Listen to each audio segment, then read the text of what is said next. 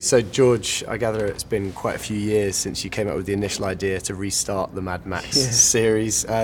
You must be completely over the moon that you now got a finished film and nearly ready to be unleashed on the world. Yes, it was way longer than I thought it was. I mean, the idea popped in the back of my head. I kept on pushing it away. I didn't want to do another Mad Max movie.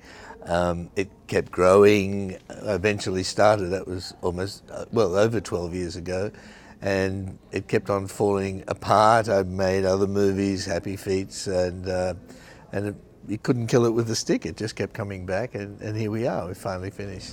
I gather initially there was talk of Mel Gibson coming back to reprise the role of Max. What happened there? And was there any part of you that would have liked to have seen Mel back in the role? Or? Well, we started the movie when he heard we were doing it. He got in touch and said, "Hey, let's do it."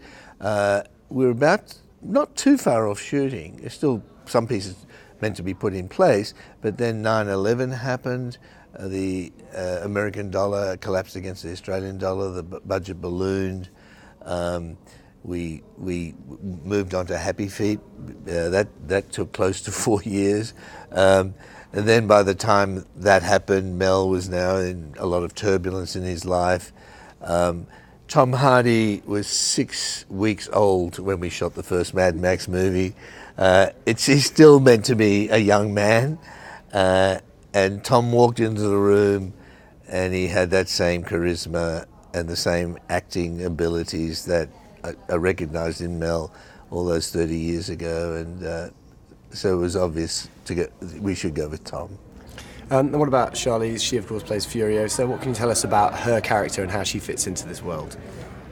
Well, in this story, I wanted the MacGuffin not to be a thing but human, like human cargo. So there were the 5 wives, the only healthy creatures in the wasteland capable of breeding. They needed a champion.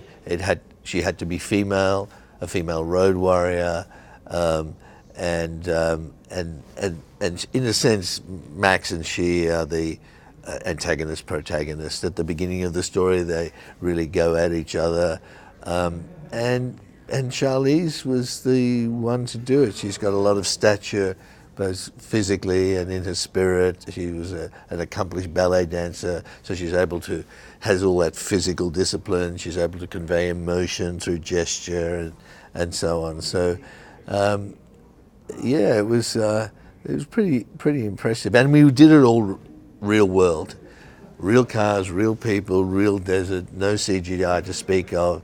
Every event you see is real, and that sort of got into underneath the skin of the movie. It feels like we were really there. We were, for a long time, 120 days of day after day of action, and it was pretty wild.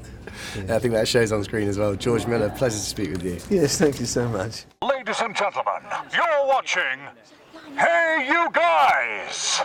Hey You Guys, huh? Hey You Guys. Is that from the Goonies? It is indeed, yes. Nice. Hey